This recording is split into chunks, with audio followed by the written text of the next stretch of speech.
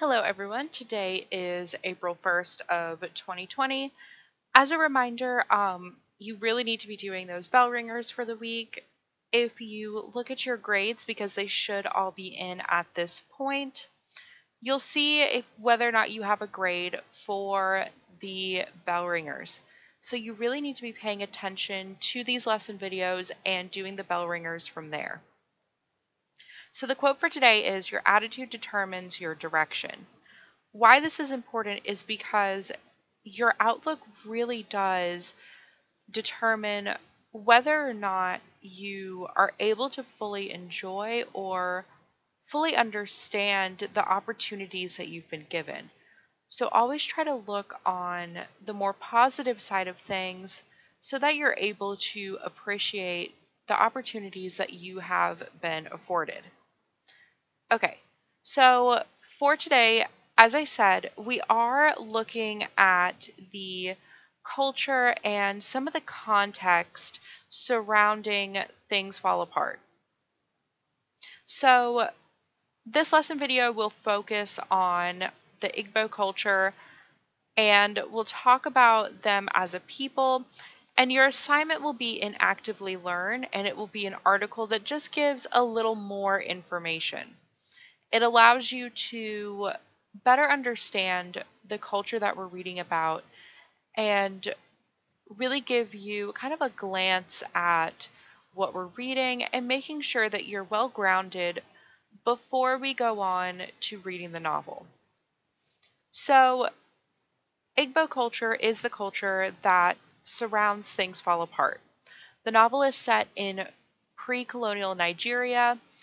And so these people have had minimal contact with Europeans. So their culture is really intact and we need to at least get the basics down before we move forward. So the Igbo homelands are in southern Nigeria, and Nigeria is a country on the west coast of Africa. If you look at the picture on the slideshow, modern day Nigeria is in green, and it's pretty much the same area that the Igbo people are from. So many Igbo people still live within the borders of modern day Nigeria just because it is their homeland. When we look at Igbo housing, they lived in clay and grass huts. So that is really different from the houses that we live in. And so you have to keep in mind that they don't have rooms and family spaces like we would think of them.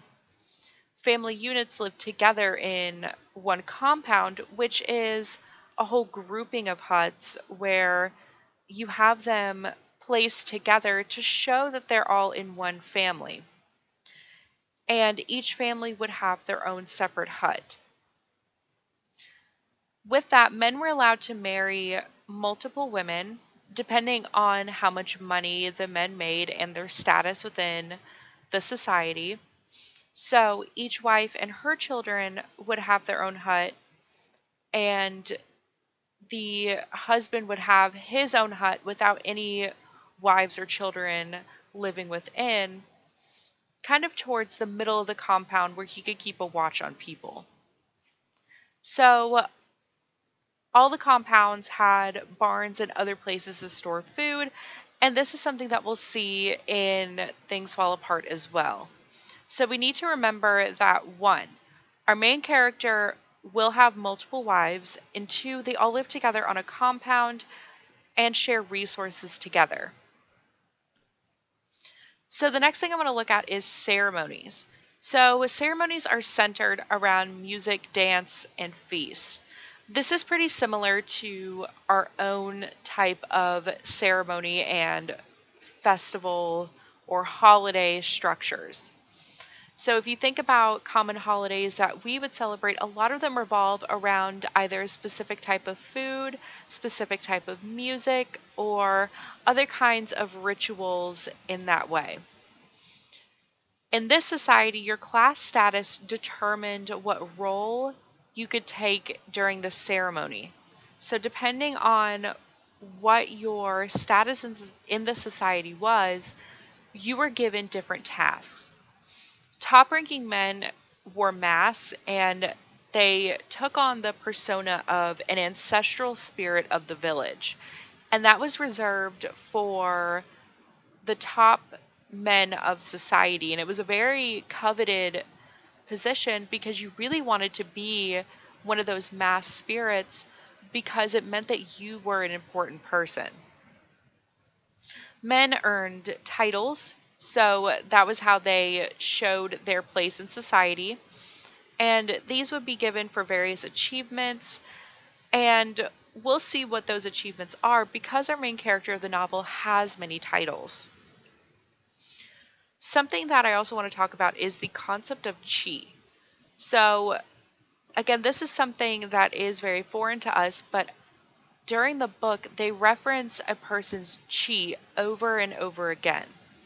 So, you really need to pay attention to what that chi is. And it's the concept of kind of a personal god or energy that determined a person's fate or the outcome of events that the person took part in. And when they talk about chi in the book, it really is in reference to whether or not they were successful in any venture that they took part of. The last thing that we need to talk about is food and entertainment. So, as I said before, music is vital to their ceremonies, and it's also an integral part of their communication. These people would beat drums or play horns to let people know that something had to be said. And they were used to kind of grab the attention of people who were off doing something else. Today, that's kind of simple with us because we have cell phones and other things, but for them, they had to use instruments. So they used a variety of instruments, including flutes and drums mostly. And again, we'll see that throughout the novel. Now, this last bit may be a little confusing to some people why I would talk so much about food, but I'm going to stress to you that this is probably the most important thing that you're going to take out of this presentation. So, when we look at food, the staple crop or the main food of the society is yams. And in almost every chapter that we read, they will talk about yams. And that's because it is the one crop that they grew so that they could live. A staple crop means that they need it to survive, they need it to maintain a kind of normal level of food for the community. So when they talk about yams so much, it is because their whole life really does revolve around the growing and the cultivation of yams.